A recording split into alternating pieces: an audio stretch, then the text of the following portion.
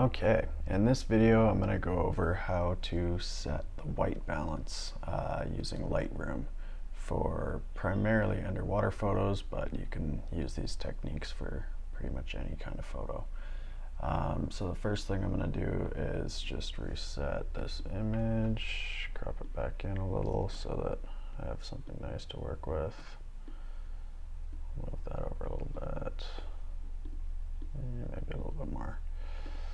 Alright, good enough for what we're doing. So my first option here is that I can take this little eyedropper tool and find something neutral. So I need something in the range of white to black in order for it to be able to tell that it's a true white. So I could go for like the eye here, but I think the easier target is going to be for the sea lion's nose.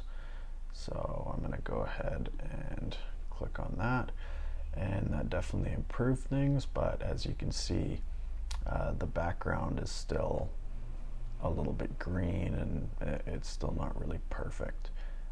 The reason for this is because I'm shooting with strobes, so especially in an underwater environment with lights and additional light, that is.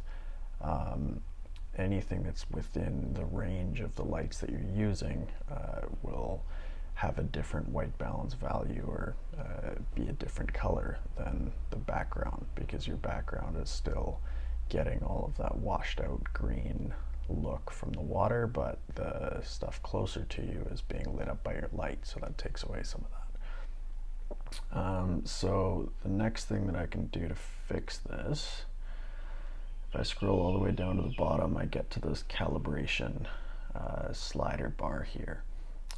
This thing is very, very useful for especially underwater, I find, but again, it's useful for photos of any kind. So the first thing that I'm going to do is I'm going to take the shadows, and you can see that the shadows are very green. So I'm just going to slide this over, and that fixed things a bit, but now you can see it looks kind of gray and washed out. So now I'm going to take my reds. If I slide them this way, it looks very, very green. And if I slide them this way, it looks a little bit better, so I'm going to leave it somewhere around here. Now I can step over to my greens, and if I go that way, the sea lions look too yellow, so I'm going to come this way, and maybe about there. Now if I step down to the blue, so that looks super green, so I think I'm going to go this way and settle somewhere along there.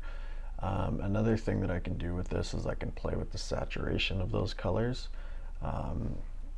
I usually wouldn't do this until I've already gone through the color slider and hues and really done a lot more work editing, but just to see what they do, I'll play with them a little bit.